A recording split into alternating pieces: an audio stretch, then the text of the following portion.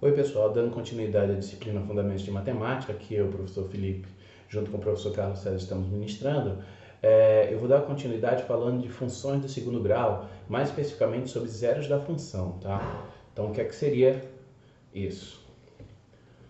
Bem, suponha que eu tenho uma função do segundo grau, né? A função do segundo grau é dada por isso aqui, onde para cada valor de x eu tenho um determinado valor de y, né?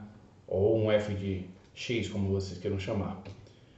A isso, eu posso associar uma equação do tipo y igual a x ao quadrado menos 4x mais 3, por exemplo, a essa função aqui.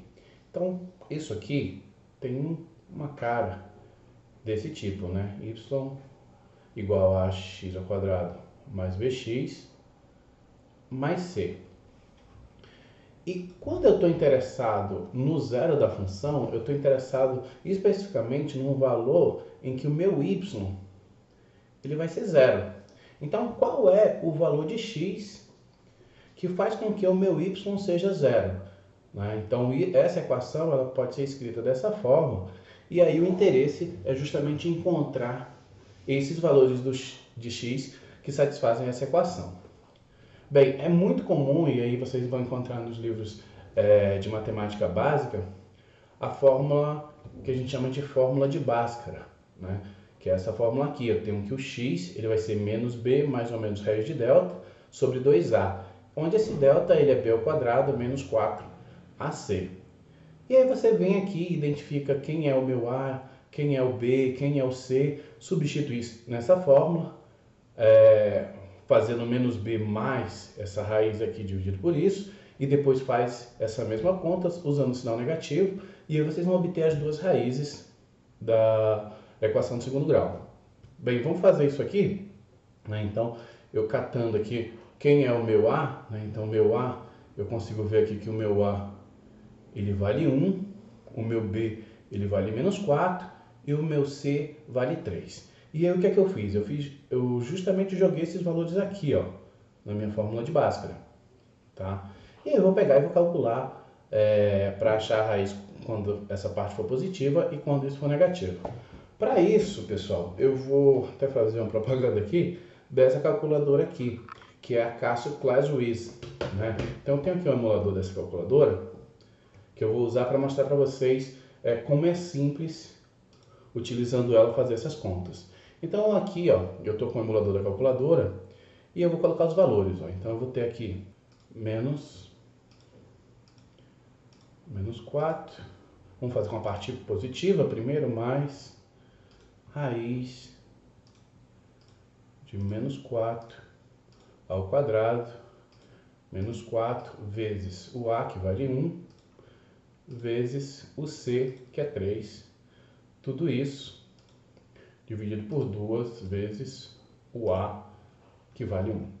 Feito isso, deu o sinal de igual, ele vai mostrar que a primeira raiz, né, no caso, ela é 3. Então, vamos voltar aqui. Ó.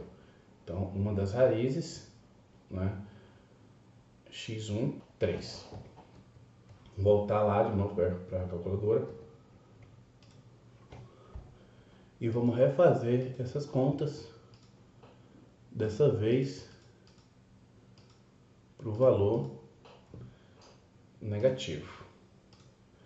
E aí vocês vão ver que a outra raiz ela é x igual a 1.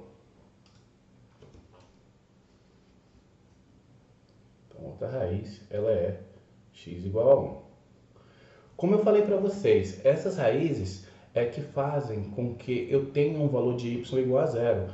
Então, nota se eu pegar e fizer o seguinte, ó, se eu colocar o 3 aqui, eu vou ter, se eu colocar o 3 aqui, ó, no lugar do x, eu vou ter 3 ao quadrado, menos 4 vezes 3, mais 3, né?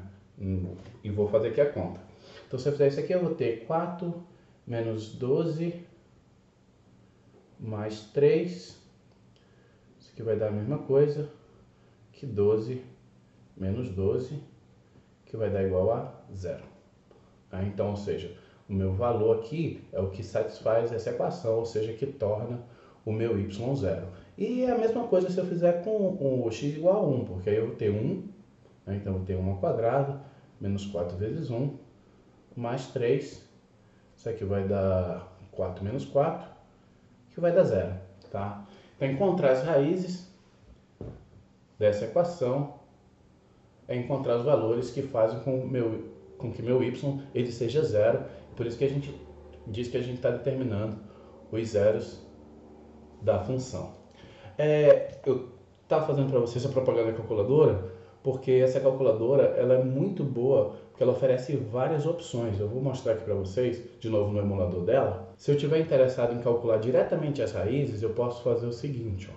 Vou em menu, procuro por equações e função, no caso polinomial, e aí aqui eu posso escolher qual é o grau da função ou equação que eu quero resolver, no caso vai ser uma de segundo grau.